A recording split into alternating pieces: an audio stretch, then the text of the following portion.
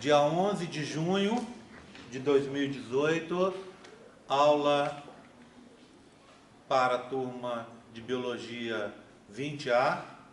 Nós vamos falar hoje de contracepção. Para isso, a gente vai ter a ajuda aqui do pessoal da medicina, que são meus ex-alunos e que agora a gente tem um grupo de extensão que trabalha justamente com contracepção.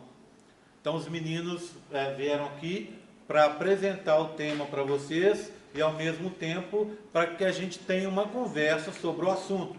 Então, eu peço para vocês encarecidamente, para vocês participarem, discutirem com eles, para tirar as dúvidas de vocês, tá bom?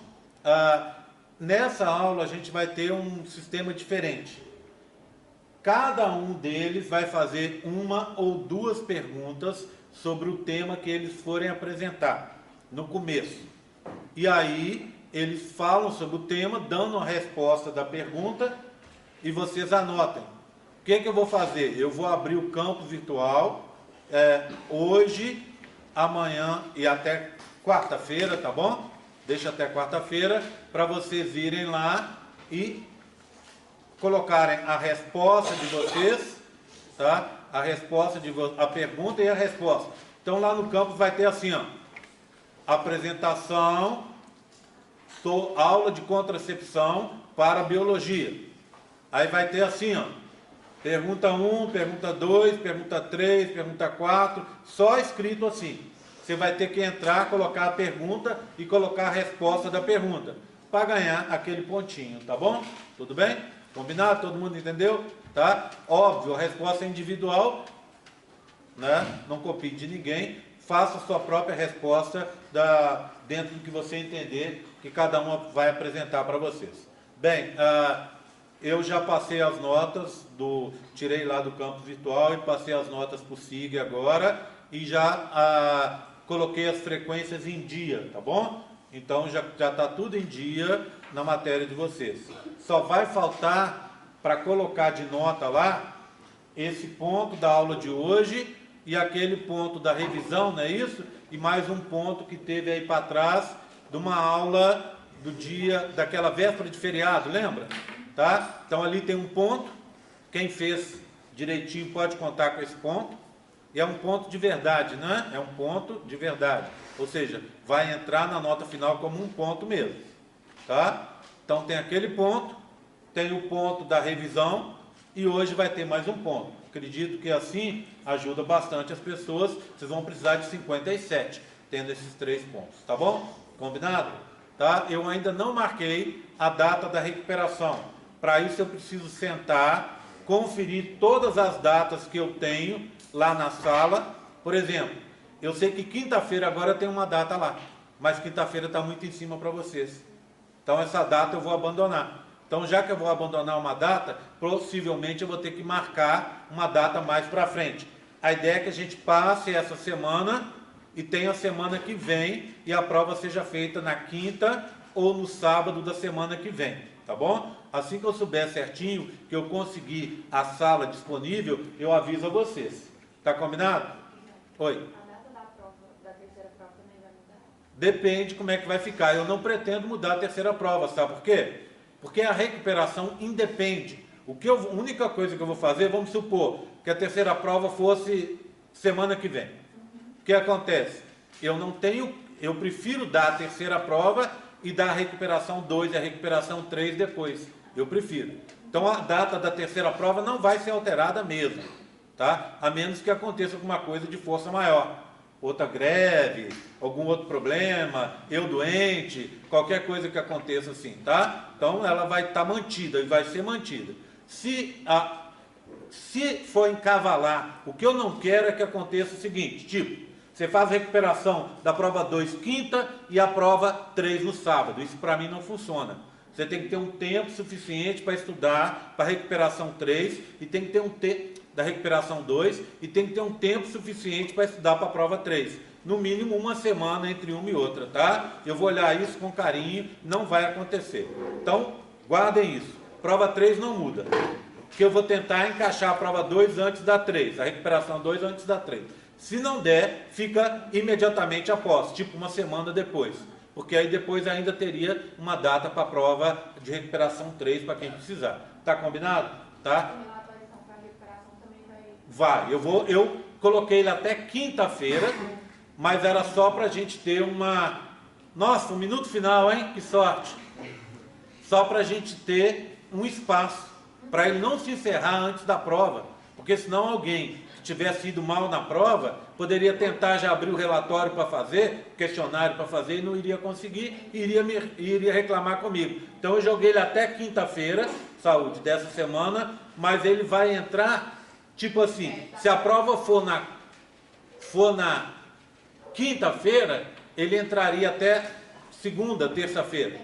Se a prova for sábado, ele entra mais ou menos até quinta-feira. Eu preciso de um dia para que os monitores consigam ajeitar o sistema para a gente ter, para eu ver quem é que pode e quem não pode fazer a prova. Combinado? Alguma outra dúvida? Tranquilo? Tá? Então os meninos vão falar sobre o assunto, vão se apresentar, vão falar sobre o assunto, tá? Eu vou ficar de olho, vocês também fiquem de olho na luzinha aqui. Se ela apagar, significa que acabou essa bateria. Aí a gente dá uma paradinha, 2 minutinhos eu troco para outra bateria para a gente poder continuar, tá bom? Tá? Boa apresentação para vocês.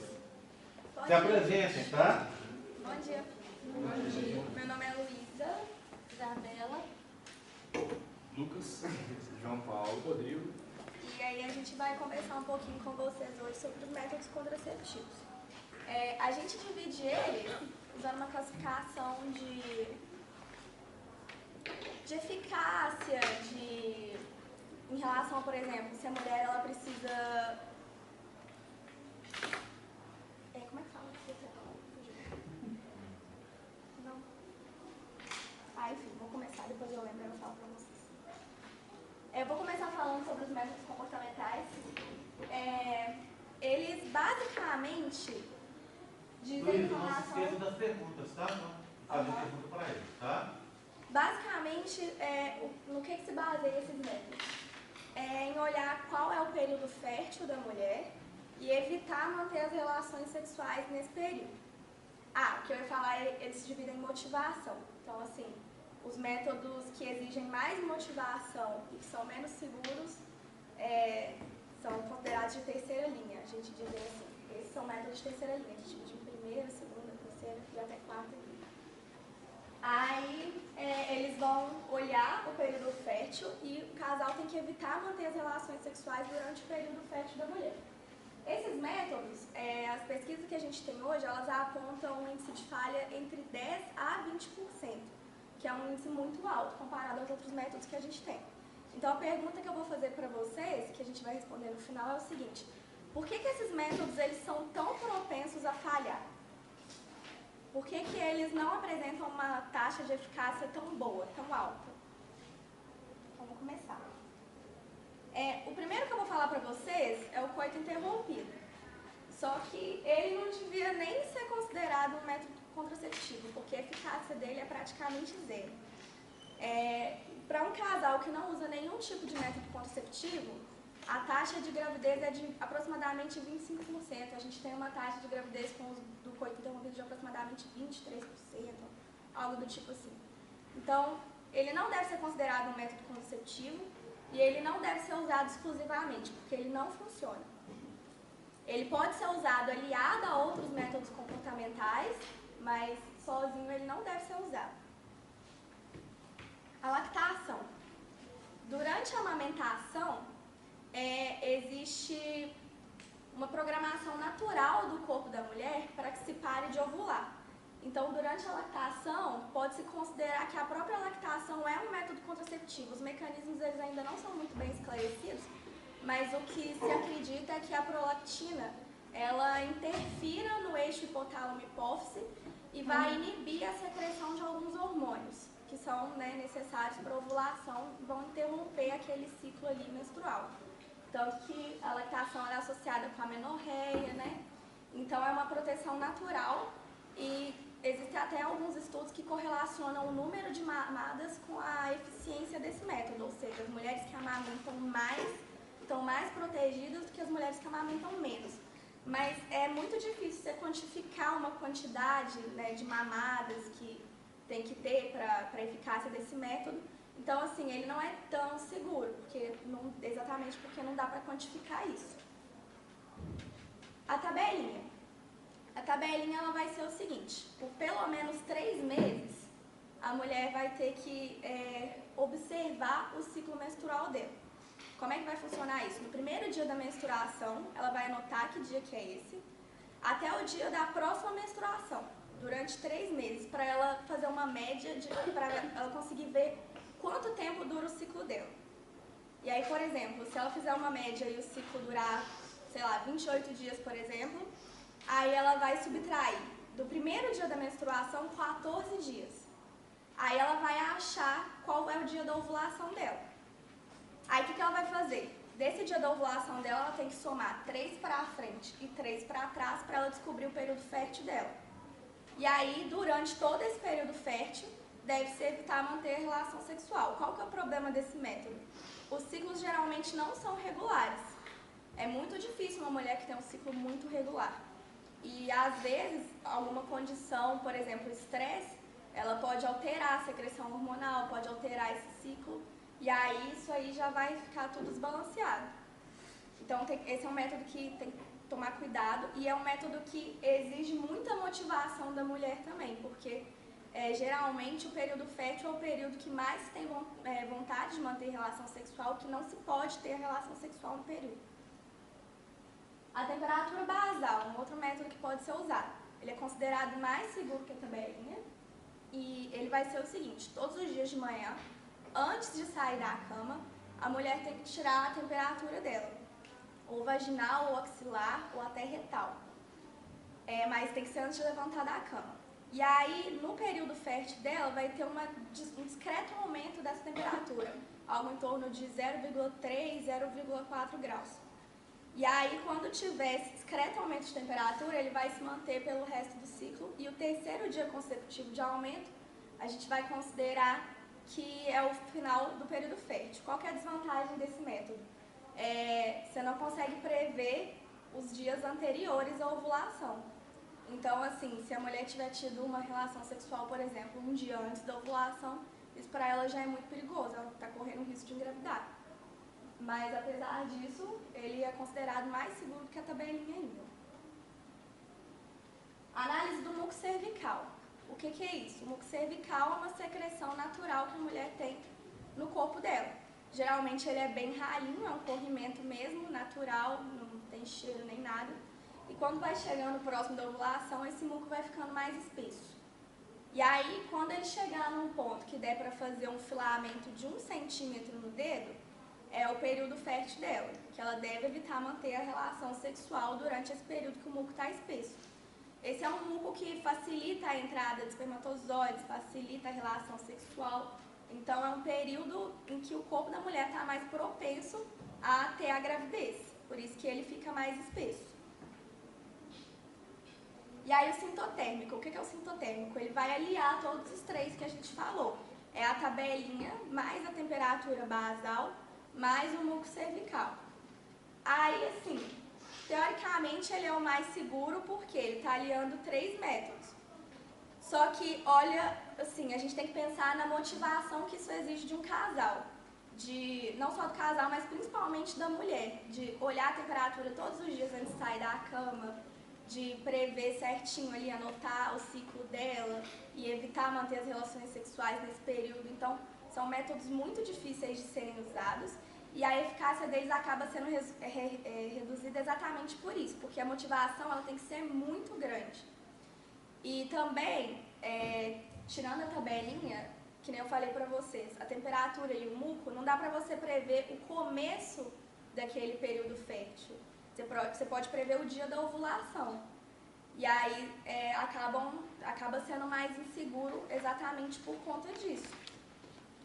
Então, são métodos que têm que ser bem pensados antes de serem usados e tem que tomar bastante cuidado com eles também. Bem, agora eu vou falar para vocês a respeito dos métodos contraceptivos de barreira. São eles: os preservativos, né, tanto o masculino quanto o feminino, são as camisinhas, o diafragma e a esponja. A pergunta que eu vou fazer para vocês é qual ou quais desses métodos que são os preservativos de barreira mais indicados e por quê?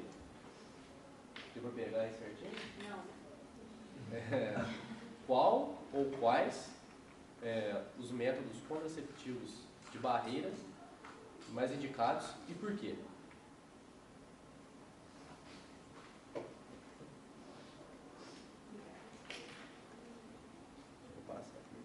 Então, primeiramente, eu vou falar a respeito dos preservativos. A gente tem a camisinha, tanto a masculina quanto a feminina. A camisinha masculina, a maioria das pessoas já conhece, né? Vou achar aqui. Que é essa aqui, ó. Ela já está aberta, essa aqui, já foi desenrolada e enrolada novamente. Então, a camisinha, os métodos de barreira, eles, como o próprio nome fala, eles fazem uma barreira e não deixam com que o ejaculado eles penetrem no útero ou na vagina da mulher. No caso da camisinha, ou melhor, das camisinhas, ele não deixa com que nem o pênis e nem o ejaculado entrem em contato com a vagina da mulher. Então, o que a gente pode perceber com isso?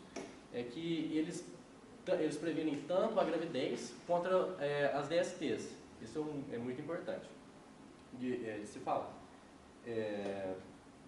Existe mais de um tipo de camisinha, não sei se vocês sabem. Essa aqui é uma camisinha com relação ao material. Essa aqui tem a camisinha de látex, que é a mais comum. Porém, existem pessoas que têm alergia ao látex. Tem a camisinha também de poliuretano. Ela é mais fina um pouco, ela pode ser rompida mais facilmente. E existem a sem lubrificantes. Então, agora eu vou falar a respeito do método de como você coloca a camisinha masculina. Embora que todo mundo já deve conhecer a camisinha masculina, é muito comum as pessoas errarem o jeito de colocar essa camisinha. Isso aí ocasiona geralmente envolvimento do preservativo ou ele até mesmo sai durante o ato sexual. Então, primeiramente, você deve pegar a camisinha íntegra na embalagem, verificar se ela não tem nenhum furo, né? Porque se tiver um furo vai passar o espermatozoide. Tem que olhar sempre a data de validade. Se ela tiver a data de validade vencida também, ela vai estar mais propensa a se romper. Então você vai pegar a camisinha, vai abrir com as mãos, nunca utilizar dente e nem utilizar tesoura. Pode ser até um pouco chato abrir, mas tem que ser sempre com a mão. Você retirou a camisinha, você vai olhar a posição dela, porque ela tem dois lados. Ela pode ficar assim ou assim. Você tem sempre que olhar o lado que ela vai deslizar.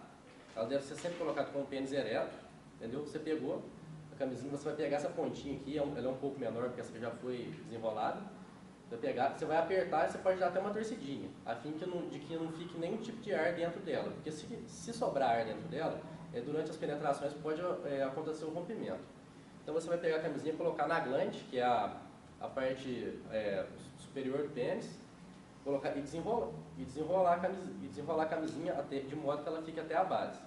Depois disso a pessoa vai ter a relação sexual e depois da ejaculação, é sempre importante o homem imediatamente, depois da ejaculação, segurar nessa parte de baixo aqui, pressionar, de modo que a camisinha ela não escorregue e caia nada. Depois é só dar um nó na camisinha e descartar. Já agora aqui eu vou falar um pouco de como colocar a camisinha feminina. Não sei se aqui todo mundo já viu uma camisinha feminina, ela vem nessa embalagem aqui e ela é um pouco maior que a masculina. Ela é um pouco estranha se for olhar assim, e ela é composta por dois anéis. O maior fica do lado de fora e o menor do lado de dentro. Esse anel interno ele sempre deve ficar do lado de dentro. Eu tirei só para mostrar para vocês assim. Aqui. Como que a mulher vai colocar essa camisinha então? Ela vai pegar esse anel interno, fazer um 8. Para ela ficar mais fina e poder penetrar na vagina. Então a mulher vai pegar esse 8 e penetrar na sua vagina e empurrar com os dois dedos o máximo que ela conseguir. Depois disso, vai ficar uma parte para fora, essa parte aqui, desse anel, e ele recobre a vulva da mulher. E durante a penetração, principalmente a primeira, a mulher vai ter que segurar segurar esse anel de modo para o pênis poder penetrar aqui dentro. Porque o que pode acontecer geralmente durante um ato sexual? O homem ele penetra, só que pode deslizar o preservativo e vir adjacente o pênis aqui. Se o pênis entrar aqui, a mulher vai estar desprotegida. Então é sempre importante a mulher fixar. Aí depois a mulher depois que tem a ejaculação, o que acontece? O homem retira o pênis, para retirar a mulher pode dobrar aqui e dar umas 2 voltinhas para manter segurança, né? Para não ter perigo nenhum do ejaculado cair na vagina. Depois é só dar um nó e descartar. Uma coisa interessante, um pouco curiosa também de falar a respeito da camisinha feminina, é que ela pode ser colocada até umas 2 horas antes, mais ou menos, da relação sexual. A mulher pode sair de casa com a camisinha já, que não tem tanto problema assim, embora possa ser um pouco estranho, mas é bom você lembrar disso aqui também.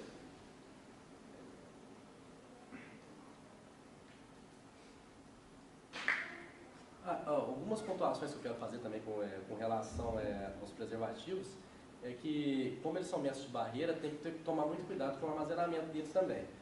Por exemplo, a camisinha na carteira, alguém carrega? Se carregar, é um pouco complicado. No dia a dia, não é indicado você carregar ele na carteira. Por quê? A carteira está o dia inteiro lá no seu bolso.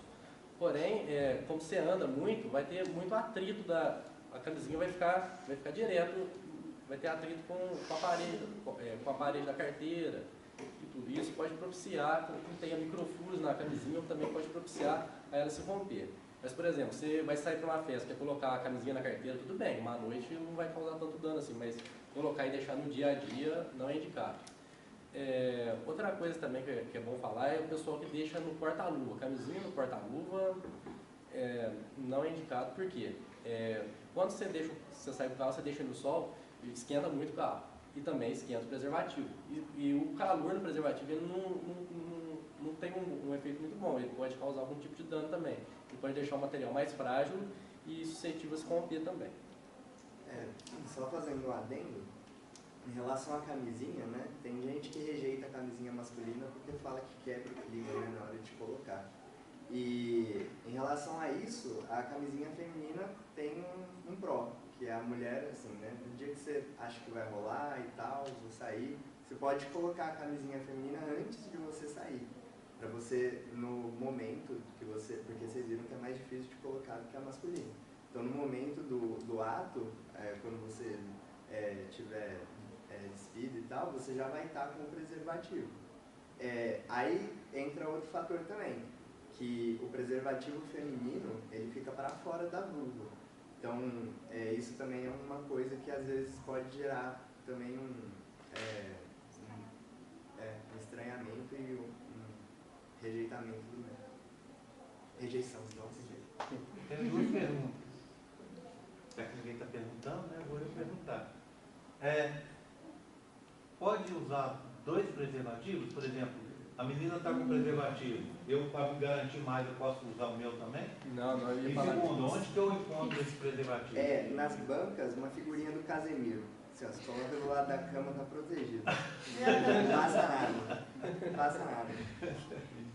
Não, então, eu já ia falar a respeito disso também. Nunca é indicado utilizar 2 preservativos, nem 2 masculinos e nem um masculino e um feminino. Por quê? O atrito entre esses 2 preservativos vai fazer com que eles se rompam. E já viu, a chance de gravidez é iminente.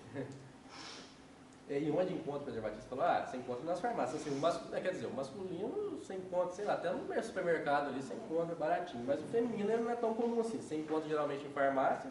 Quer dizer, eles também são distribuídos nos postos de saúde, porém, ele é um pouco mais caro. Primeiro, em virtude do material que é maior, e segundo, ele ser menos popular também, que encarece um pouco a mão de obra. Mas ele é distribuído gratuitamente nos postos de saúde, quando tem. Esse anel dentro dele é extransível? Não, geralmente não. É só para guiar, só para guiar. Colocar. Entendeu? Você faz um 8 com ele para conseguir introduzir e empurrar com o dedo. Existem algumas camisinhas que têm espermicida. Em relação à feminina, eu não sei, muitos têm fabricante com espermicida, mas masculina algumas até tem. Então, está aqui a camisinha. Tomar cuidado com a farmácia que for comprar também, que às vezes a farmácia deixa exposta no sol, aí não compra nessa farmácia, porque o sol pode danificar. Sempre olhar. Se não tem nenhum furo. Diferença entre a masculina e a feminina em questão de eficácia? Não, a eficácia é muito boa, a eficácia das duas, é praticamente a mesma. Você pode. Essa daqui é muito boa porque às vezes usa tem sexo oral na mulher, eu já ouvi falar nisso. Nessa daqui. Mas a masculina é sexo oral no homem também. Mas em questão de eficácia, as duas são muito boas.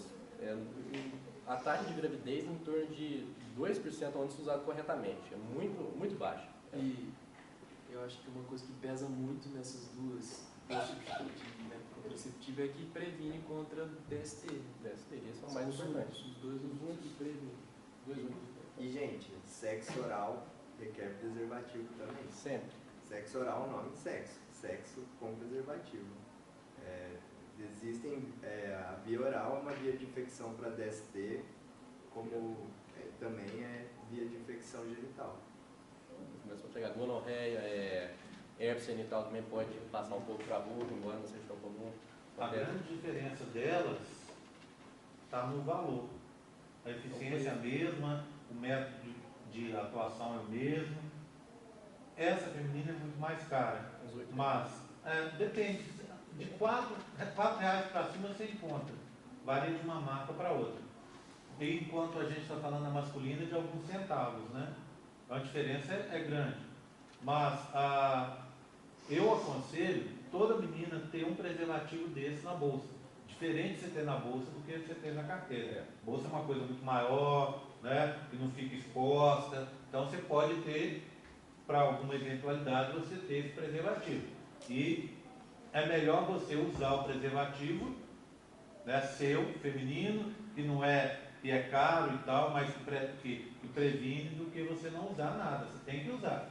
Então é aquele negócio. Chegou lá, o cara não quer usar, você não se faça de rogada. Pega o seu preservativo, começa a abrir para colocar. Se o cara falar alguma coisa, você fala assim, ó, eu vou me proteger. Se ele virar e não gostar, paciência, esquece isso. Né? Lembra que você está com a panela de feijão no fogo e fala assim, eu estou indo embora. Tá? Acho que uma coisa legal de falar é que acho que a maioria dos homens aí tem preconceito com a camisinha que é dada no posto de saúde. Tipo assim, fica falando, mas será que presta mesmo? Que o material é bom e o material é o mesmo. A única diferença é que esses que a gente compra na farmácia tipo Ola, é porque tem a cor, tem sabor, tem essas coisas que a mulherada gosta ou não gosta, mas a eficácia é a mesma das duas. O que o pessoal fala com muito relação à eficácia também é que a maioria dos problemas que ocorrem geralmente por não saber colocar mesmo preservativo. O pessoal pega aquilo lá, acha que põe de qualquer jeito e tal. Não, se utilizando o método correto, qualquer uma das camisetas, tanto a do posto, da farmácia, a do Rex, qualquer uma vai ter a mesma eficácia. Agora eu vou falar um pouco a respeito do diafragma. O diafragma mais permitido. Alguém aqui já ouviu falar do diafragma? O diafragma é esse objeto aqui. Fugiu a palavra aqui. Esse diafragma aqui. E qual que é o método de ação dele? Ele é colocado no colo do útero. Não sei se todo mundo lembra aqui da anatomia certinho. O colo do útero é a parte de baixo lá do útero, assim, onde a vagina se encontra com o útero lá. E ele fica acoplado ao útero lá, assim, de forma com que os espermatozoides eles não passem por essa barreira aqui. E ele deve ser sempre usado com gel espermicida a fim de aumentar a eficácia dele. Antes de você comprar um desse aqui na farmácia, você sempre tem que ir no ginecologista, porque o tamanho do colo do útero das mulheres ele costuma variar. Então é importante você ir no ginecologista para ele poder medir o tamanho do colo do seu útero. Aí você, como eu já disse, ele sempre deve ser utilizado com gel espermicida. E como você já deve ter pensado aí, ter percebido, ele não protege contra DSTs. Por quê? Vai ter o contato entre o pênis do homem e a vagina da mulher, e o ejaculado também. Então, só deve utilizar isso aqui quando você tem um parceiro de muita confiança, ou melhor, quando você é casado. O mais seguro é isso. Como é que você coloca esse aparelhinho aqui? Quer dizer, não sei se é um aparelho. Você passa o gel aqui, o creme espermicida aqui, dobra ele assim, de forma que ele fique, parece ser um símbolo de infinito, para ele ficar mais fino e poder entrar na vagina. A mulher pode sentar em uma mesa, por exemplo, para ficar mais fácil para ela colocar. E a mulher vai introduzir na vagina o diafragma, empurrar até com que ele fique aderido no colo do útero. É muito importante a mulher checar que ele tá coladinho lá, senão ele vai diminuir bastante a eficácia. Uma coisa que tem que ser falada também é que ele deve ser retirado só ele deve permanecer por no mínimo 6 horas dentro do corpo da mulher depois da relação sexual. Por que isso? É porque esse é o tempo em média calculado que os espermatozoides vão chegar nessa região do colo do útero, os espermatozoides viáveis, e que eles vão chegar aqui e vão morrer por conta da ação espermicida, né? Então, tem algumas literaturas que recomendam 8 horas, eu já vi também até 12 horas, mas não sei se chega a ser tanto, mas de 6 a 8 horas é bem importante você deixar esse diafragma lá. Aí depois disso a mulher retira o diafragma, lava e guarda. Lava com água corrente, água e sabão e guarda. E ele é reutilizado. O interessante dele é a parte de ser reutilizado. O atrito não tira ele do lugar? Se ele estiver bem acopladinho lá, não tira não. Nem o homem nem a mulher percebe. É porque ele é feito sob medida. Sob medida. Então ele é feito para encaixar certinho ali. É muito difícil. Mas normalmente esses métodos sem série, você tem que conferir se ele está lá ainda, porque pode ser que ele saia assim. Mas é por isso que é muito importante você ir no ginecologista antes. Porque se você não for no ginecologista, você comprou ele muito grande ou muito pequeno, ele não vai se aderir completamente ali ao colo uterino. Aí que é o maior risco dele sair. Mas você deixando ele colocado lá é bem raro quando ele sai. Quem usa certinho é muito difícil. Mas assim, entre ele e a camisinha, é bem mais vantajoso utilizar a camisinha. Hoje ele custa em torno de R$150 na farmácia. Só como é que... Caramba, que ele é reutilizado. Mas pode utilizar várias Pode vezes. utilizar várias vezes. Silicone, ele não estraga muito fácil, ele dura muito Se tempo. tá com a unha grande, vai tirar rabo. O problema é difícil rasgar. É, Ele é meio grossinho, vou passar depois, mas não é assim. Você pode utilizar durante anos. A única coisa é que, ocasionalmente, você tem que ir ao médico, quando você for fazer o seu preventivo e tal, pedir para o médico, para a médica, medir novamente o colo do seu útero, porque ele pode modificar, e se modificar, pode não servir mais. Então tem que ter esse cuidado. Tendo esse cuidado, você pode usar ele e no tempo que você achar seguro, né? Tem gente que se adapta muito bem, as meninas ficaram preocupadas realmente, a gente também estava conversando sobre esse método um pouco antes, né? É um método complicado, mas tem gente que se adapta bem e usa esse método tranquilo, né? Mas o mais importante é ter consciência que ele não vai proteger contra DST. Porque você tem que ser alguém realmente de confiança. E hoje em dia é complicado, tem que ser meio que casado mesmo para usar isso aqui. Não é o melhor método esse aqui. É um método. Esses serviços você encontra em farmácia? Encontra, esse sorvete você encontra em farmácia. E é sempre importante olhar a validade do espermicida também, porque às vezes a pessoa deixa lá, não olha a validade, ele perde a eficácia também. É importante ressaltar também que espermicida nunca deve ser usado sozinho. Se usar só espermicida, ele não vai dar quase muito efeito. Agora falar sobre a esponja mais espermicida. A esponja, o método de ação dela é praticamente igual o do diafragma. O que ela vai fazer? Ela vai impedir com que o espermatozoide ele chegue no útero. Ele é uma esponja dos 4 centímetros mais ou menos. Você vai molhar um pouco, vai umedecer ela, vai colocar um pouquinho de espermicida, dobrar e colocar dentro da vagina e empurrar até que chegue no colo do útero. O interessante dessa esponja é que ela não, como é que fala? Ela não precisa de você ir no médico para você comprar ela, porque como é uma esponja, ela vai e volta, ela vai se aderir de qualquer forma ao colo do seu útero. Porém, assim, a taxa de sucesso da esponja não é tão alta quanto do diafragma e muito menos comparado com a camisinha. Eu acho que eu já cheguei a ler que tem casos de 12% de gravidez, é bem real. Elas comparado a outros.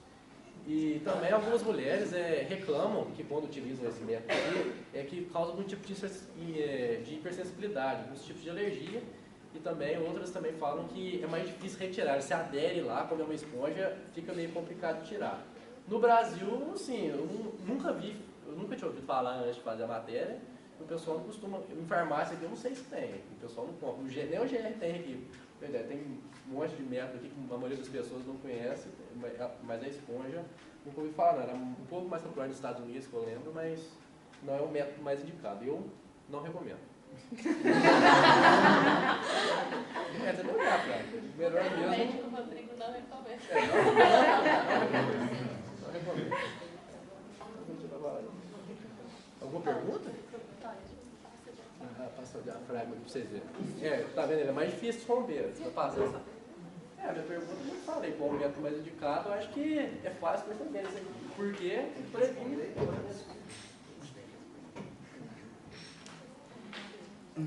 Tá, gente, eu vou falar do DIU com vocês. Vocês conhecem o DIU? Conhecem? Todo mundo conhece? Alguém não conhece o DIU? É sem problema se alguém não conhece. Mas assim, eu já vou deixar as perguntas para vocês então, vão ser duas. A primeira, eu quero que vocês falem para mim se o DIU, então, os dois que eu vou mostrar para vocês, se eles impedem a ovulação.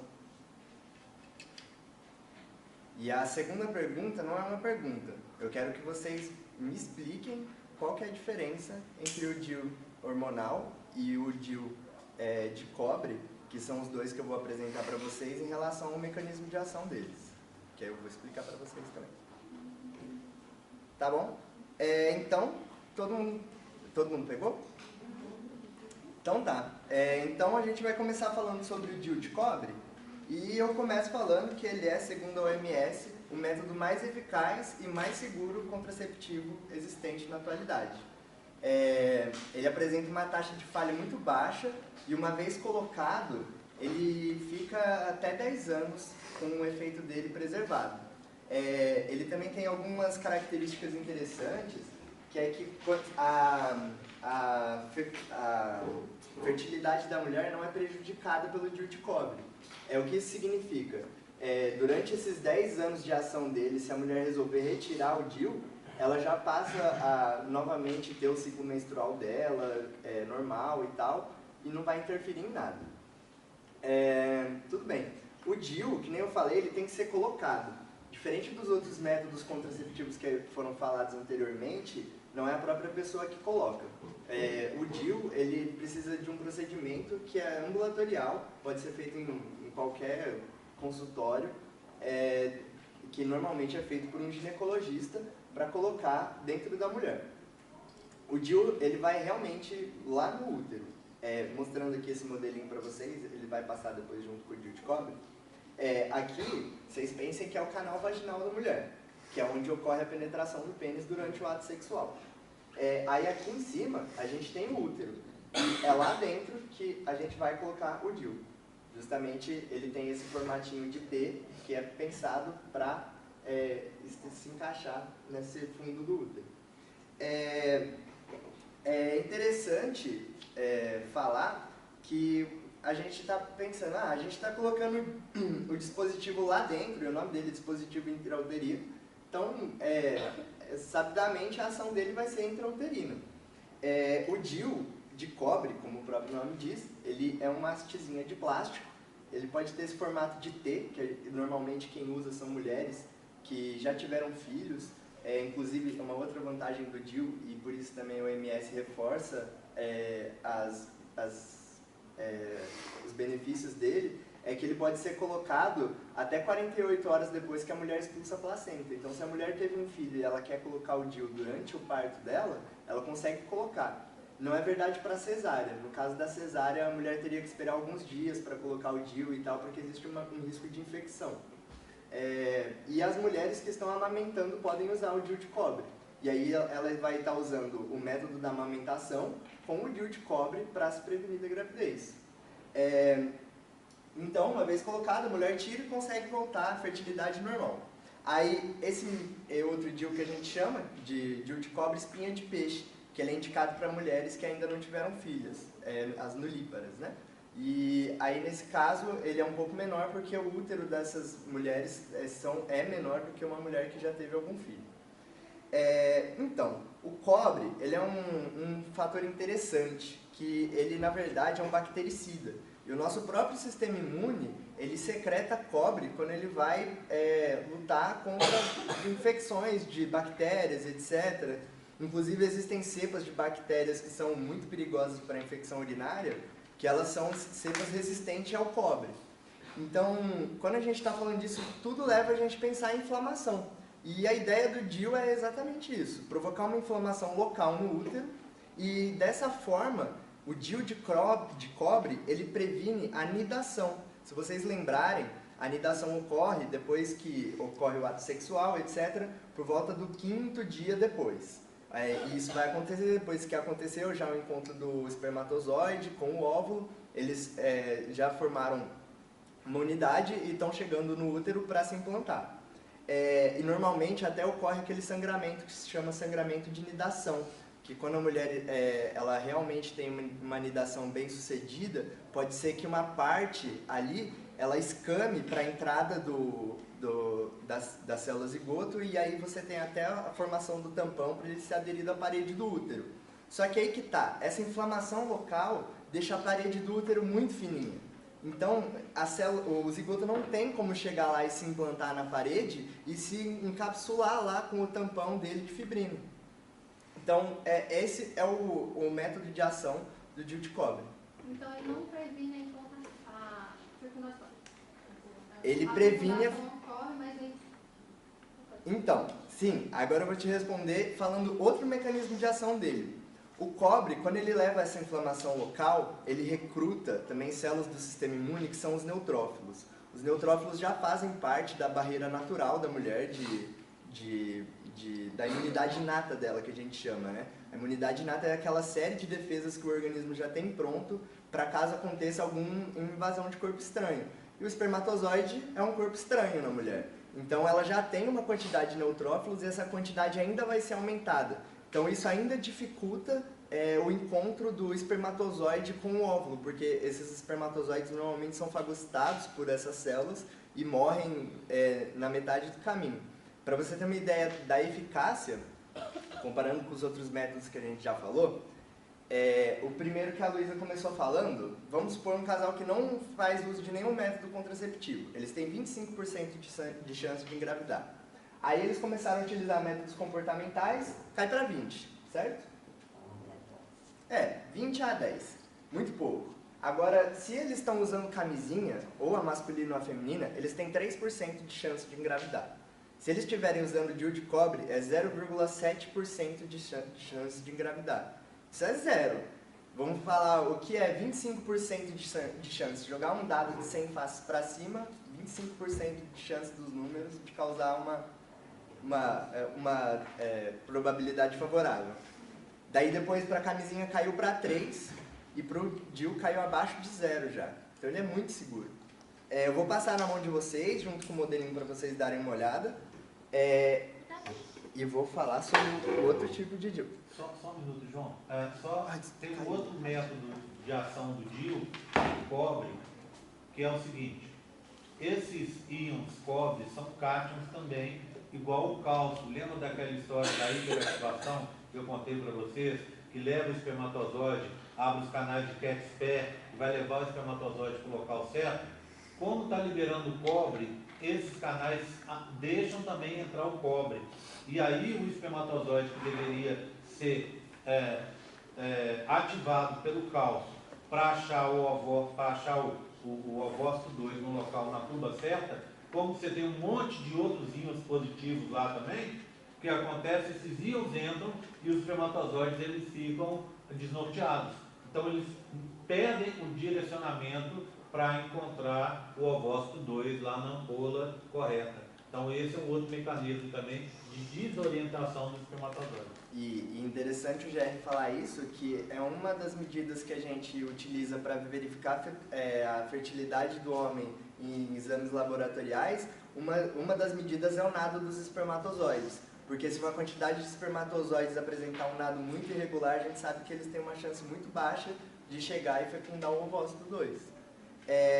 E o DIU, se vocês estiverem precisando de um empurrão para colocar ele, eu vou falar mais uma coisa. Ele funciona como um método contraceptivo de emergência, porque a anidação não ocorre no 5º dia. Se você teve uma relação em que pode ter acontecido, você acha que a camisinha furou, que vocês estavam usando, ou vocês não se protegeram, na mesma lógica da pílula do dia seguinte, quanto mais rápido você for atrás de um DIU de cobre, maior é a chance da taxa de sucesso dessa contracepção de emergência. E aí, um outro adendo para completar isso é que ele está disponível de graça no SUS. O SUS é maravilhoso, né, gente? Vale a pena. Quanto tempo? Oi? E quanto tempo? O quê? Quanto tempo ele dura? 10 anos. 10 anos. De graça.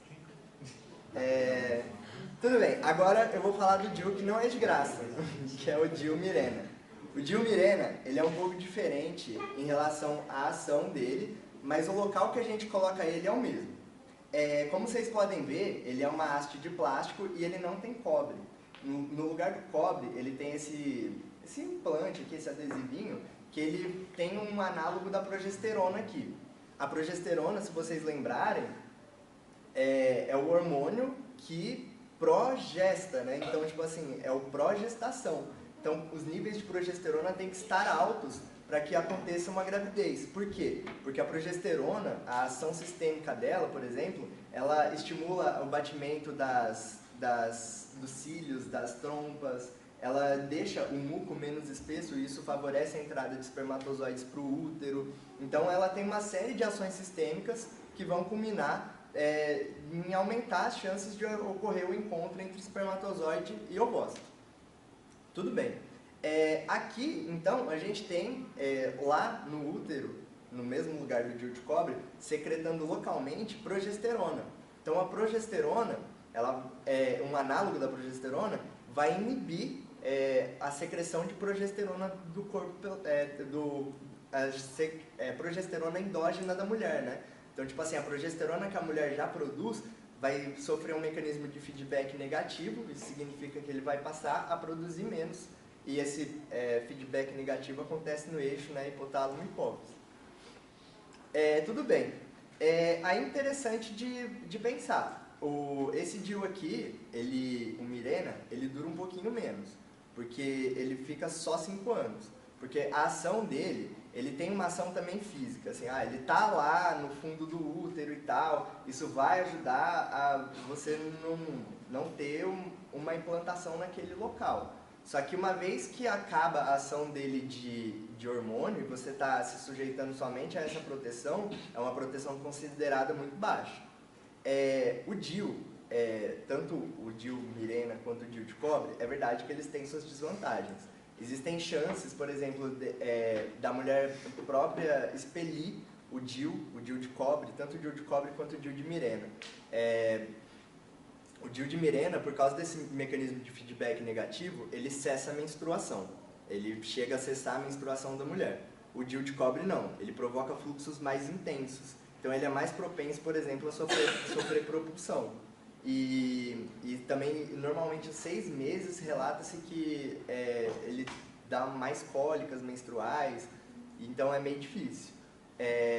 O DIU Mirena, o fato dele ter bem pouca progesterona, ele não impede a ovulação. E isso também é relatado na literatura, que pode dar até aumento de acne, né? Que muitas pessoas também pesam isso na hora de tomar a pílula, né? Com progesterona e estradiol.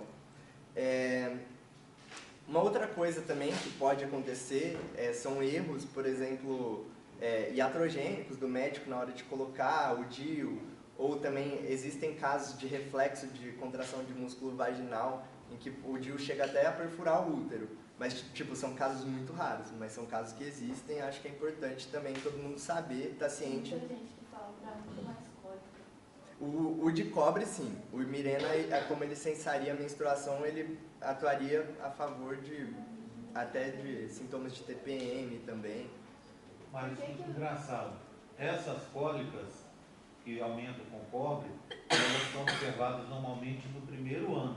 A partir do segundo ano, ao final desse primeiro ano, essas cólicas e a menstruação, ela vai diminuindo, vai se passando e às vezes até ela desaparece, porque ele para o ciclo também. O mecanismo a gente não conhece bem, mas assim, se você conseguir aturar alguns meses, a tendência é que o processo fique legal, passe a ficar mais calmo e você não vai ter problema aí durante os outros 9 anos que o método vai funcionando. Por que os médicos ainda não, por exemplo, porque aqui em Lavras eu fui em 10 médicos para colocar, só 2 colocam. A maioria fala, não vou colocar porque você está bem com anticoncepcional.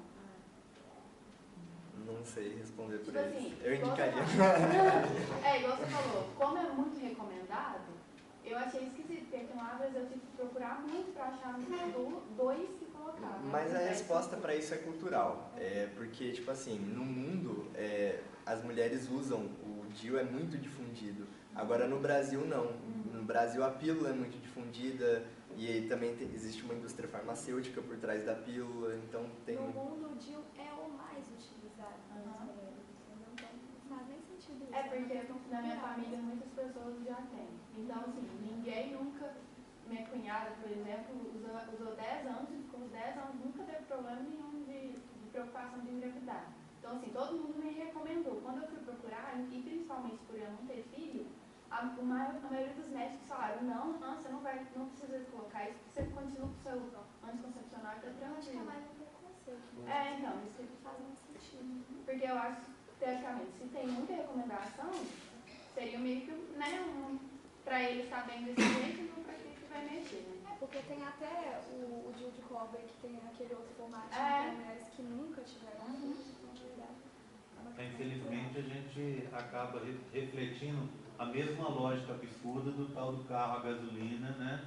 Em que não se investe em carro elétrico, que é infinitas vezes melhor, porque você tem uma indústria por trás que tem que receber com isso. E o governo recebe muito com isso, né? Então, do mesmo jeito, isso aí é um método muito melhor, um método mais seguro, que você... agora eu quero engravidar. Tira, pronto, acabou, está resolvido. Né? Desse jeito. Você não perde nada na fecundidade. Para colocar pelo SUS, por exemplo, é só de cobre. É só de cobre. O E aí você Mirena... tem que ir no médico e no hospital ou no consultório? Não, você marca no PSF. Mas você sabe que, A primeira ainda assim compensa? Esse é mais caro, mas compensa. Se você pensar, ele custa uns R$800, uns 600, 800, não é isso, João? Mais uns 300 para colocação. Se você pegar, esse dura 5 anos, se você pegar os 5 anos dele e dividir por uma pílula que você paga, vamos supor, R$20 por mês, é mais vantajoso. É incrível. Né? E olha que pílula de R$20 é muito xexelenta, né? É difícil encontrar uma pílula de R$20 aí. Todas são muito mais do que isso. Exatamente. Uma outra vantagem do DIU, como a Luísa lembrou, é essa. Não existe a possibilidade da falha do usuário. Ele já está lá, ele já está colocado, você não precisa fazer nada. Então, por exemplo, não esbarraria na motivação. Precisa de motivação para usar ele, senão não cai pronto, tá lá. Da maioria das pessoas que eu conheço, ninguém reclama. É lógico, reclama da cólica, por isso que eu perguntei, mas... E dá dor ao colocar, mas isso assim, ninguém reclamou dos efeitos depois. Então tá, gente, vou passar o DIU de Mirena para vocês verem. Era isso que eu queria falar para vocês. Eu só entendi. Quando você citou uma coisa sobre o extrato funcional do útero e ficar mais fininho, né? Desculpa, não entendi. A camada funcional do útero, ela fica mais fininha com o Isso. uso do DIU, certo? Isso então, porque você falou também que a menstruação, o fluxo fica maior por conta dessa descamação, então? Tipo, exatamente. Aí no primeiro período que está adaptando, aí tá... Mas olha só, é até interessante você ter tocado no assunto, que vocês podem até colocar isso na comparação do DIU de Mirena para o DIU de cobre. O DIU de Mirena, ele consegue mais efetivamente do que o DIU de cobre reduzir a espessura do endométrio. O quão mais efetivo ele é, a ponto de cessar a menstruação, porque a menstruação significaria que está existindo a escamação da parede do endométrio, certo? Agora, no caso do DIU de cobre, ele pode aumentar o fluxo no começo. Isso significa o quê? Que a ação dele ainda está sendo potencializada no organismo. Então, isso significa que por um tempo o DIU de cobre, ele vai apresentar uma taxa de sucesso menor do que a do DIU de Mirena. Qual menor? 2% no DIU de Mirena, 0,7% no DIU de cobre. 0 para os dois. Bom, mais alguma pergunta? Tá, obrigado.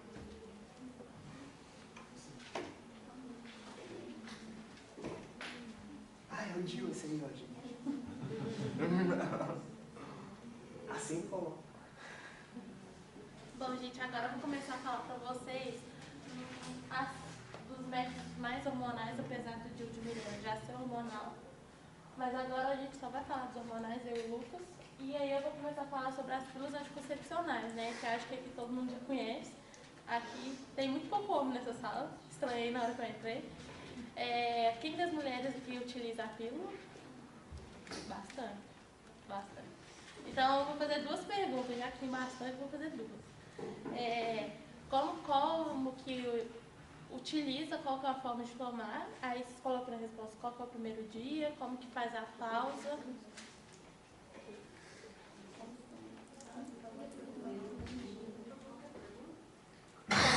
Como utilizar a pílula? Primeiro, qual que é o primeiro dia de tomar? Como que faz a pausa? Eu estou com dúvida em relação ao DIU. É assim, por exemplo, a pergunta é se ele impede a ovulação. Aí falou que o hormonal, ele cessa a menstruação. Então ele impede a ovulação? Não, né? A quantidade de progesterona que vai no DIU hormonal, ela é muito baixa. Ela é baixa o suficiente para ela ter uma ação local. Porque como você está colocando... Na verdade, o DIU Mirena, o nome dele não é DIU, o nome dele é SIL, é um sistema intrauterino. E ele colocado dentro do útero, ele serve uma secreção de progesterona bem baixa para atuar ali. Na parede do endométrio, no batimento dos cílios e no muco, que foi o que eu falei, que ele também deixa mais espesso o muco. Isso impede, forma um tampão mucoso, também impede um pouco a subida dos espermatozoides. Interessante também, agora que eu falei, tem uma outra coisa que também aumenta com o uso de DIU Mirena, que é a chance de gravidez ectópica. Alguém pode imaginar por quê?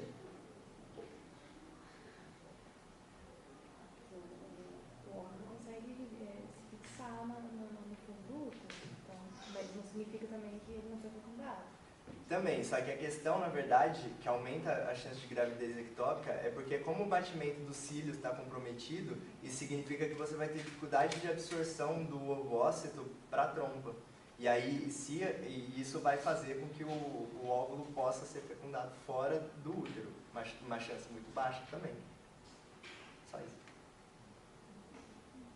A primeira pergunta de pílula todo mundo pegou? Aí a segunda pergunta é, caso você esqueça de tomar, o que você vai fazer? Rezar. Não é rezar, não. Vamos começar. Então, as pílulas, galera, vai ter... vou voltar depois das perguntas. Vai ter dois tipos, as progestínicas e as combinadas. As progestínicas vão conter só um tipo de hormônio, que é a progesterona, e as combinadas, dois tipos de hormônios, estrogênio e a progesterona. Pela diferença de composição hormonal, vai atuar também no mecanismo de ação, né? Se vai atuar só na camada do endométrio, se vai atuar em todo o ciclo hormonal, porque a mulher tem aquele ciclo menstrual hormonal, né? Todo mundo conhece, que os homens aí têm que lidar com a TPM da mulher por causa desses picos hormonais.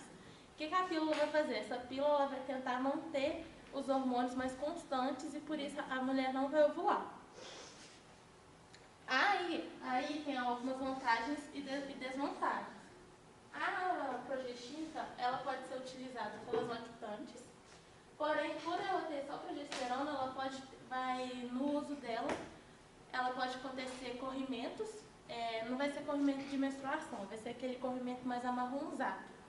E pode acontecer, e ela tem que ser utilizada mais regularmente. Por exemplo, se você toma todo dia às 7 horas da noite, não pode acontecer um erro de horário nela, porque ela é só um hormônio, então ela é mais sensível. Vamos falar, ela é mais obrigatória no horário, você tem que utilizar ela, tem que ter uma maior motivação, igual a Luísa falou no começo. Já as combinadas, elas são as mais utilizadas e tem os efeitos colaterais delas, que quem utiliza aí já deve ter trocado de pílulas várias vezes, mas é porque os efeitos colaterais vai depender da mulher. Efeitos colaterais pode ser cefaleia, pode ser acne, pode ser inchaço, dor nas mamas. E aí, se você trocar, vai ter uma que, igual ela falou, o ginecologista fala que ela se dá bem. Porque ela não teve nenhum efeito colateral, o hormônio que é um hormônio sintético, se deu bem no organismo mesmo. Aí, voltando aqui nas perguntas, os benefícios e malefícios eu falei. Como usar? O primeiro dia para você tomar é qual? Primeiro dia de menstruação. E aí, existem as cartelas que vão ter 21 pílulas ou 24, porque o ciclo é de 28. E aí você vai tomar ela todo dia no mesmo horário. E aí vai ter a pausa, que pode ser ou de 4 dias ou de 8, depende da quantidade de pílula que tem na cartela. Na pausa, se você, durante a pausa, não vier a menstruação, o que você faz? Você chora não. Você continua. Você tomou certinho toda a cartela, só que aí chegou na pausa, não veio a menstruação. Aí chegou o dia de recomeçar o ciclo, você recomeça ou você não recomeça? Eu vou recomeçar. Até porque é meio normal, não é isso? Você recomeça? Se você acabou o ciclo, a pausa, você tem que continuar tomando. Até porque acho que alguns ginecologistas falam que se não vier 1 ou 2 meses é normal. Então, às vezes, se você parar é pior do que você continuar. Pode dar aula. Tá certinho. Você recomeça o ciclo mesmo não vindo a menstruação, porque realmente é normal. Mas se for muito frequente isso, dá uma ida no ginecologista, porque pode ser que esteja acontecendo alguma coisa. Quem usa concentrações maiores, principalmente de combinados, isso pode acontecer. Se você está usando 30, 35, pode acontecer de não vir, né? O que na verdade é uma bênção, não é isso? Não é problema, é uma bênção. Pois é. Então levanta as mãos para o céu, porque está tudo normal e aí, ainda por cima você não está menstruando. Ah, não, pra mim não. Né? Se assusta. Hein? Não, tem que vir o sangue, eu vi o sangue. Ajoelho. Mas quem disse que menstruação é ruim? Não, é ruim nesse sentido, é ruim, é bom de falar. Entendo. Escapei. Não foi dessa vez. Bom, aí aqui o GR tem um exemplo aqui, ó, de uma pílula que tem 3 meses. Que aí você pode você toma 3 meses direto. E essas pílulas brancas aqui é a placebo, ou seja, é para aquela mulher que não é meio que cotidiano corrido, e aí ela não tem costume de ficar marcando no calendário qual que é a pausa, e aí ela toma o placebo, que não tem hormônio nenhum, que é a pausa normal. E aí existe também isso na cartela normal, que aí no caso são as amarelinhas aqui. Aí no caso dessa daqui, a pessoa fica sem menstruar 3 meses, o que pode ser bom para algumas. E aí, nessa pausa, ela menstrua. Tem um professor nosso, que é ginecologista, e ele fala que a mulher só precisa menstruar uma vez no ano, para ver se está tudo bem, que no resto do ano ela pode emendar a cartela de anticoncepcional de boa. Inclusive, só mais uma adenda aqui, hoje eu estou falador, né? Na outra turma eu praticamente entrei calado, saí calado. Só uma adenda. Essa cartela aí que vocês viram é bem interessante, porque além de ser bonitinha e tal, o preço dela compensa muito. Você vai pagar essa cartela no preço de uma cartela normal. Então ela custa em torno de 27, 30 reais. Alguém aqui usa dessa cartela? Então ela custa em torno de 20 e muitos, 30 e poucos reais. Então ela praticamente é o preço de uma cartela normal, ou às vezes mais barata que uma cartela normal. E você usa durante 3 meses, né? Tudo juntinho ali, não tem aquele aborrecimento que acontece, sei que acontece porque lá em casa acontece, muitas vezes eu que tenho que ir na farmácia tarde da noite para comprar anticoncepcional. Então aqui funciona durante 3 meses sem nenhum problema. Essa pílula também, o composto, ela é uma combinada, né? De um progestínico e de um análogo ao estradiol. No caso, os progestínicos, eles são muitos, eles não mudam muito de ação de um para outro. Só que em relação aos análogos do estradiol, a gente tem só 2, que é o etinil estradiol e o que vem nessa, que é o valerato de estradiol. E ele tem uma vantagem em relação ao etinil estradiol, que ele dá menos dor de cabeça, sabe? Sintomas de TPM e tal. Então, também é uma outra coisa. Talvez uns 90% tem etinil estradiol. É o mais comum. Provavelmente a pílula de todas vocês deve ter Claudete e Estradiol. Aproveitando que o Jair falou o preço dessa, 26 por aí, tem pílulas que ciclo 21 é uma pílula que é R$4, assim, não é uma das melhores, não é mesmo? E tem, por exemplo, a IAS que é R$60. Então temos desde barato, que aí qualquer um pode comprar, mas aí é o que eu falei, dependendo do efeito colateral, a mulher vai ter que trocar.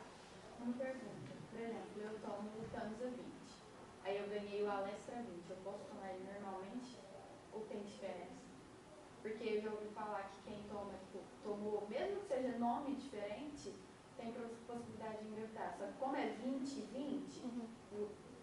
mesma quantidade seria, né? Tem esse risco? São medicamentos diferentes, né? A absorção é diferente, a metabolização é diferente. Mesmo, mesmos compostos. O ideal é que na troca, pelo menos no primeiro mês, você faça uso de preservativo. É porque tem gente que, é 20, vou lá e compro, sabe? Aquele lá tá mais barato, então vou lá. Eu também vou lutando dia 20, tem farmácia que eu compro Previane, que é a mesma composição e a mesma dosagem. Isso. Mesmo que a composição seja a mesma, o medicamento é diferente. A via de absorção vai ser diferente, é tudo completamente diferente. Então não é indicado se faça isso. A troca sim.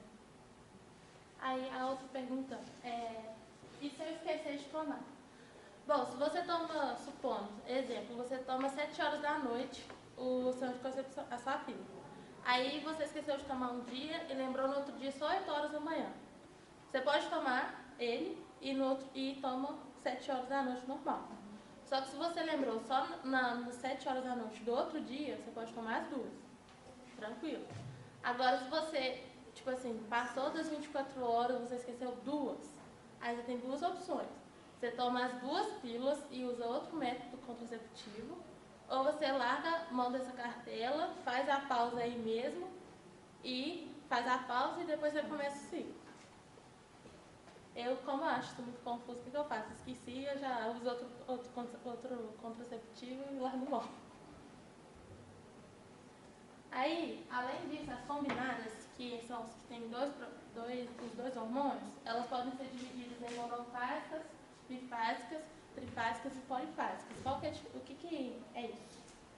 As monofásicas todos os comprimidos são branquinhos. É porque a quantidade hormonal de todos eles é a mesma. Já as bifásicas, trifásicas ou polifásicas, é que a quantidade hormonal de cada comprimido, no caso das cores, vai ser diferente. Essa aqui tem uma quantidade hormonal e essa aqui tem outra. Mas aí essa tem uma quantidade, por exemplo, a branquinha na bifásica, é a que a gente tomaria no intervalo? Não, no caso essa daqui, eu acho que é igual essa daqui, amarelinha. E aí seria... São duas coisas diferentes. Você pode ter monofásicos, provavelmente todo mundo aqui usa monofásicos, que é a mais comum.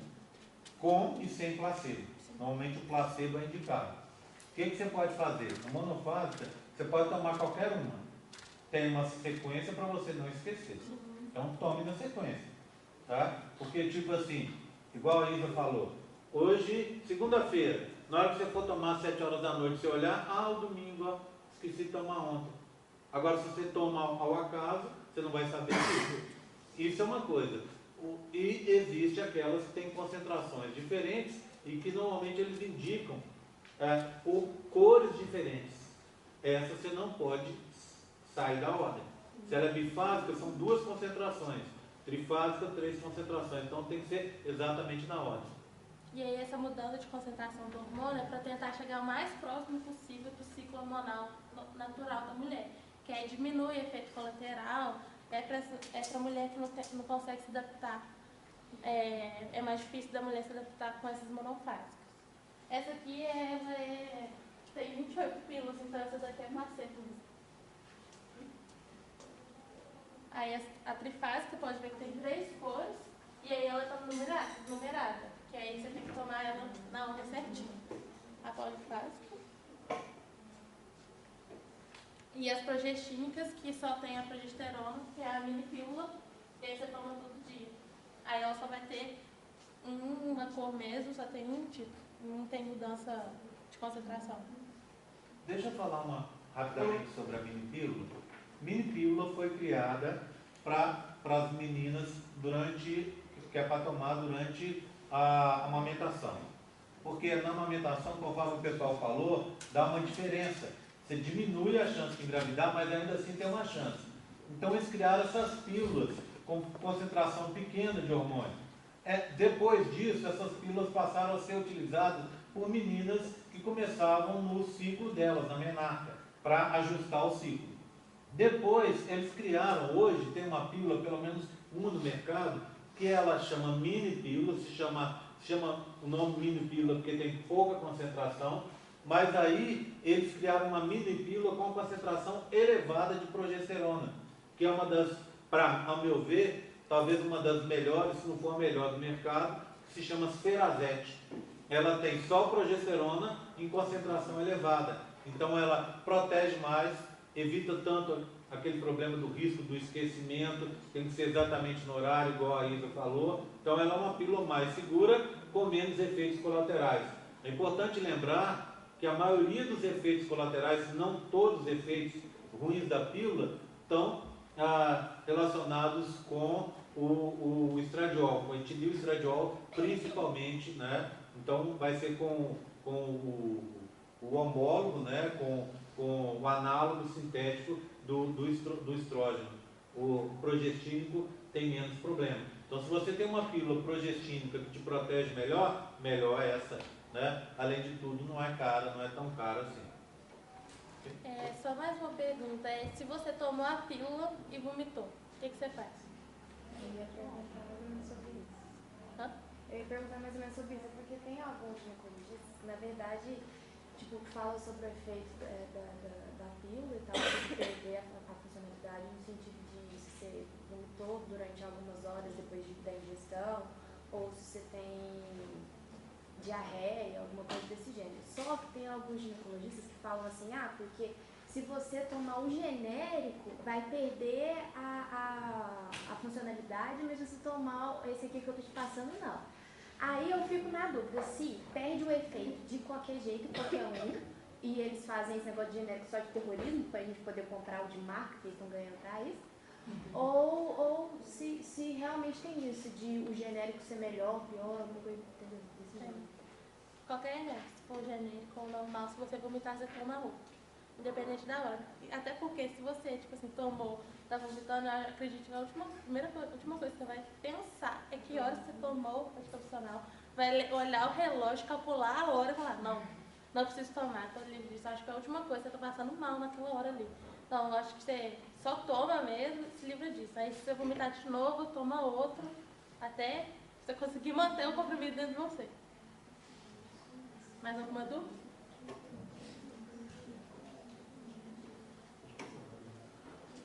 Bom, vou falar agora sobre os métodos hormonais alternativos.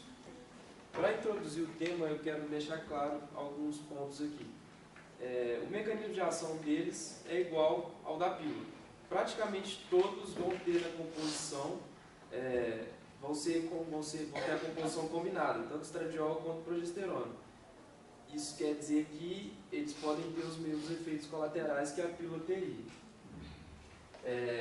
Além disso, é sempre importante você consultar o seu médico ginecologista antes de usar, porque nem todas as mulheres podem usar tranquilamente o método alternativo por conta dos efeitos colaterais. Pode ser desconfortável, mas eles são muito práticos porque é mais difícil eles previnem o esquecimento, você esquecer de tomar a pílula anticoncepcional, porque eles normalmente duram mais tempo.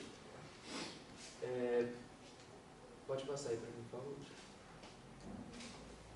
Primeiro falar dos injetáveis, eu vou passar para vocês de uma vez. Eles podem ser mensais ou trimestrais. O que isso significa? Você toma uma injeção que ela vai agir com o método contraceptivo por 1 mês ou por 3 meses, de acordo com o que você adquirir. É um método muito barato, tem injeções de 70 centavos, então por esse lado é muito favorável. Esse que está passando aí é o composto, então ele é o mensal, ele tem tanto estradiol quanto progesterona. Uma vantagem, na verdade, você vai ficar o mês inteiro infértil. Então você não vai precisar preocupar em ter que tomar, por exemplo, você não corre risco de esquecer de tomar porque você já injetou o suficiente e seu metabolismo vai utilizando aquilo na medida certa para durar um mês certinho. Um ponto negativo, se você tiver efeito colateral, você vai ter o efeito colateral durante o mês inteiro. Não tem como você tirar depois que você injetou, tem que esperar parar o mês para melhorar. Pode passar. Acho que tem... Ah, não, pode voltar. O de 3 em 3 meses, ele normalmente é de progesterona.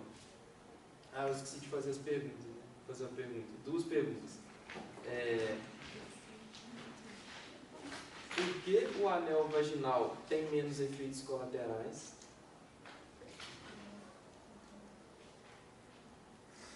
E a outra pergunta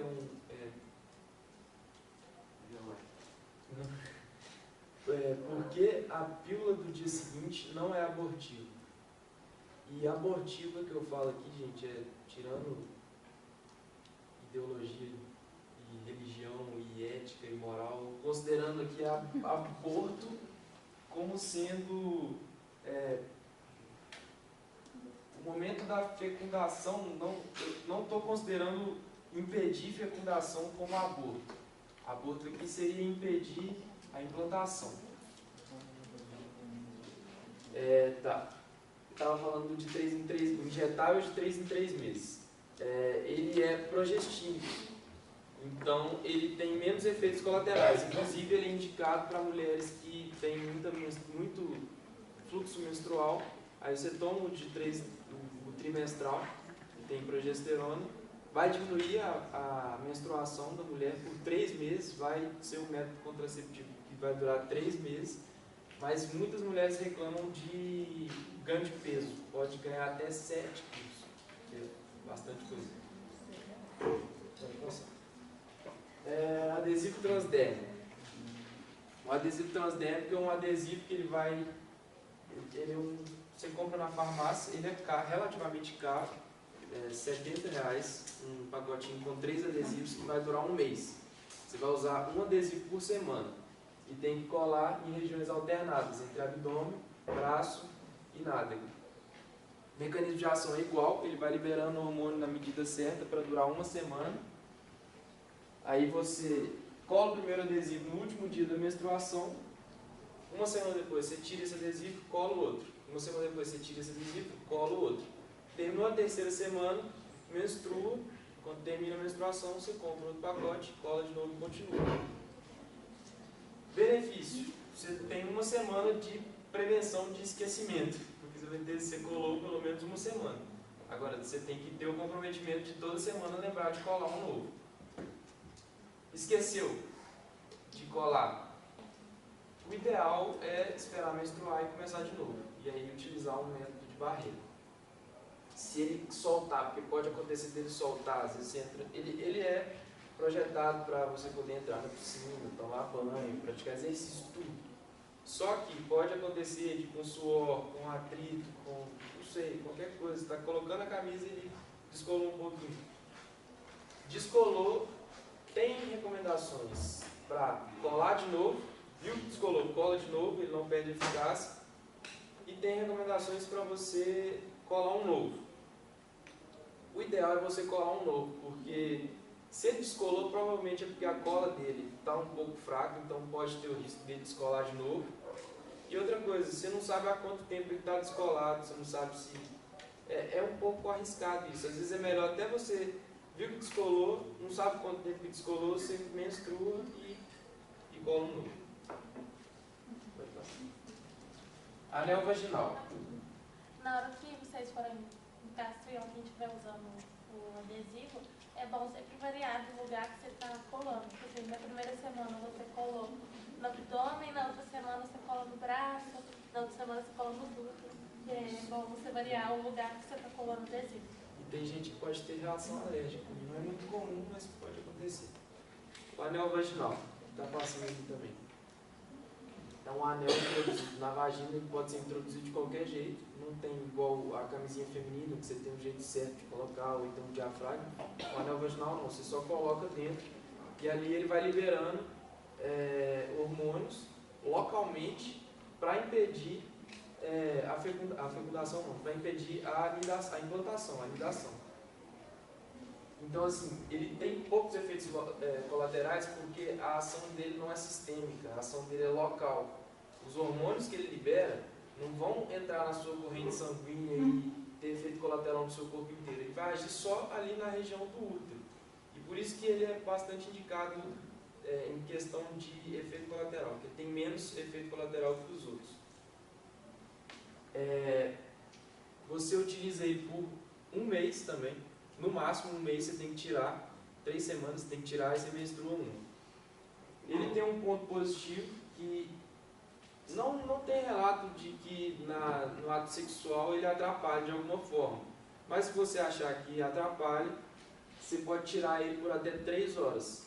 Você pode ficar com ele fora 3 horas, tira ele antes da relação sexual e aí, no máximo, 3 horas depois tem que colocar de novo, senão ele perde a eficácia. É bom porque você fica 3 semanas com ele e também, como eu já tinha falado, você não corre risco de esquecer. Mas você tem que estar sempre conferindo porque pode sair sem você perceber. Preço. É um dispositivo relativamente caro. Ele custa cerca de R$80, R$90, mas ele dura bastante tempo, é um mês. Na verdade não, né? A pílula custa bem menos, pode passar. Dispositivo subdérmico.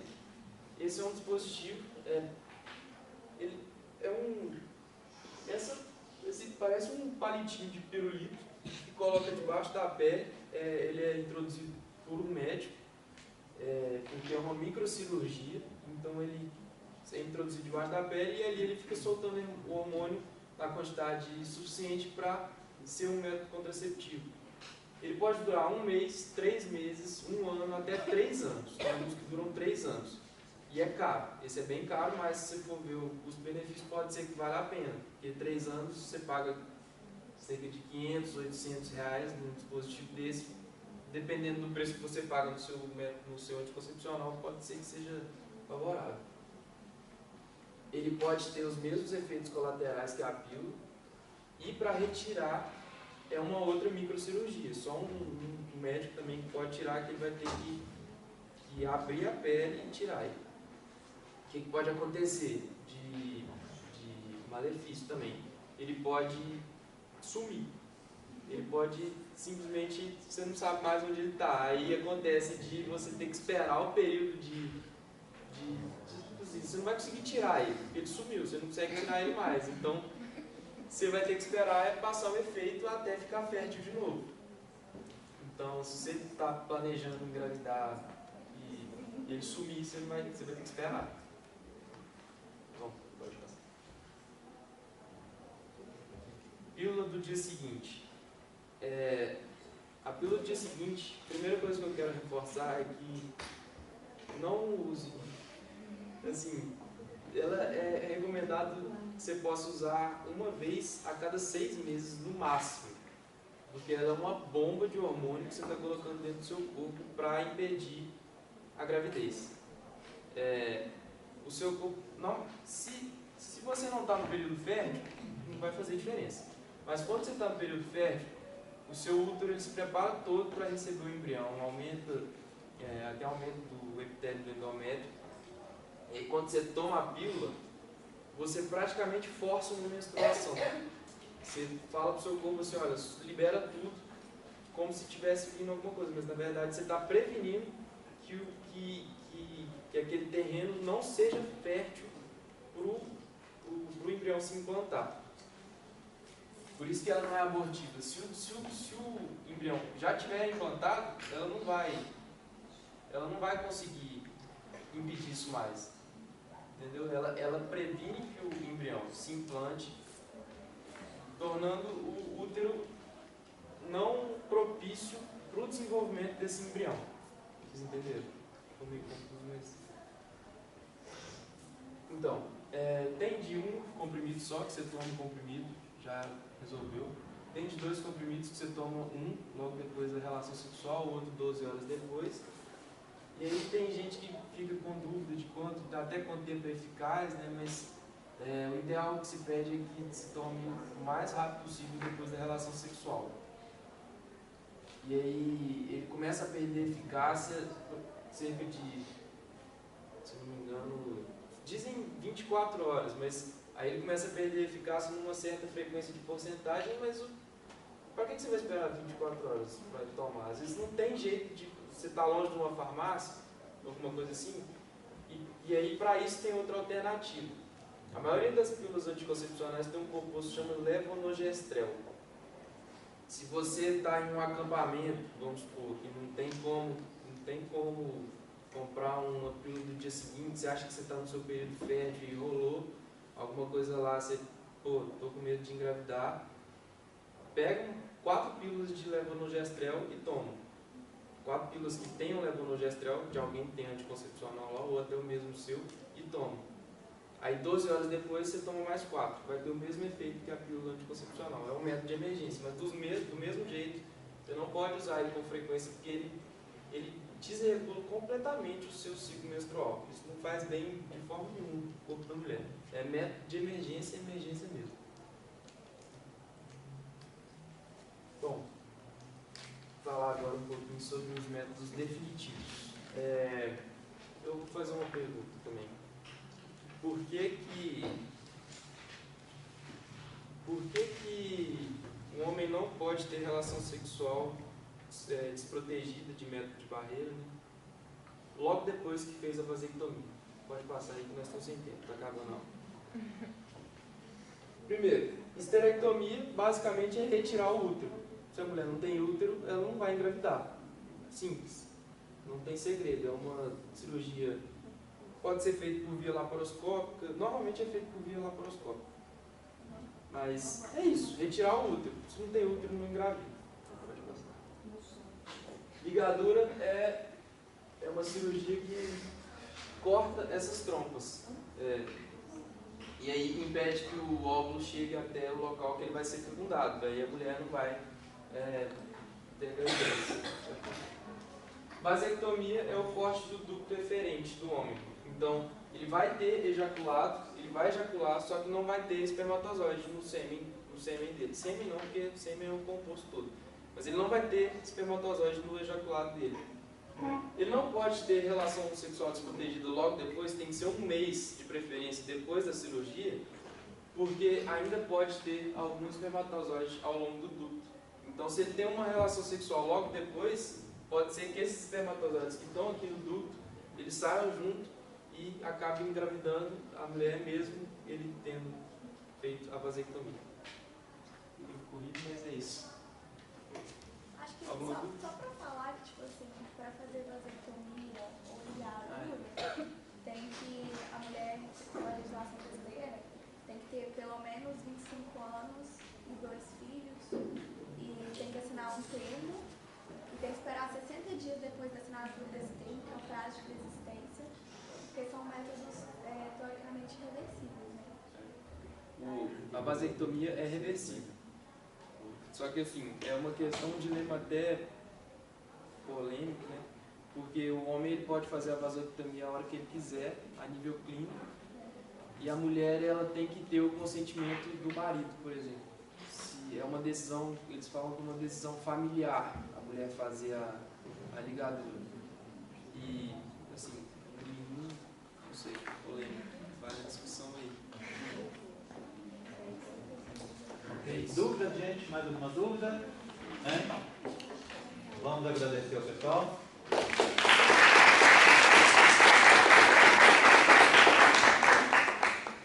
Obrigado, gente. Deixa eu desligar aqui.